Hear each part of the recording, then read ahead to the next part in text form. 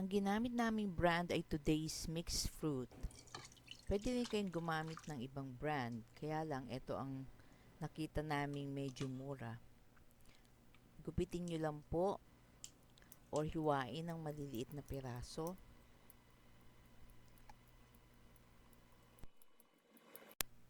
Itabi nyo po ang juice, gagamitin natin mamaya.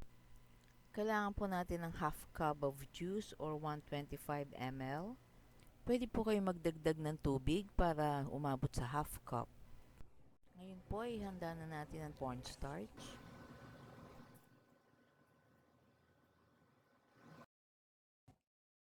I-add na po natin ang juice at tunawin ng cornstarch.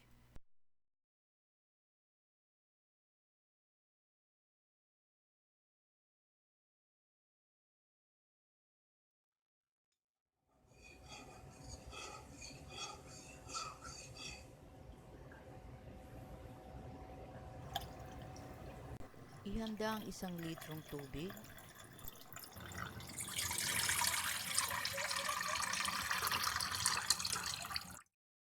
Isalin sa isang kaserola at pakuluan.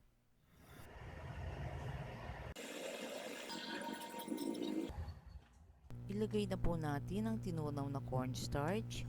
Haluin lang po ng haluin hanggang sa maluto or lumapot ito.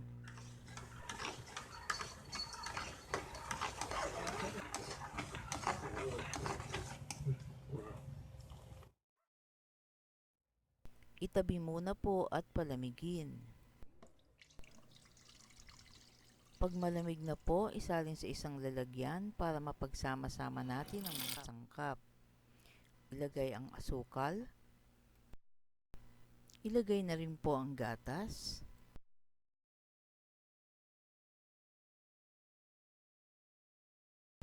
Pati na rin po ang mixed fruits.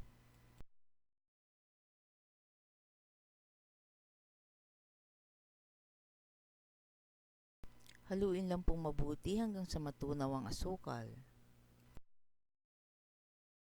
Para sa madaling pagsukat, gumagamit kami ng basong may taas na 5 inches.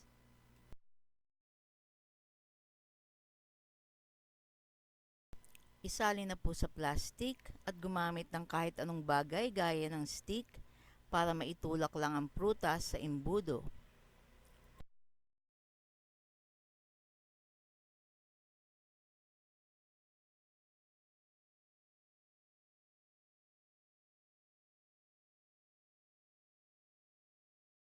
Ulitin lang po hanggang sa maubos ang mixture.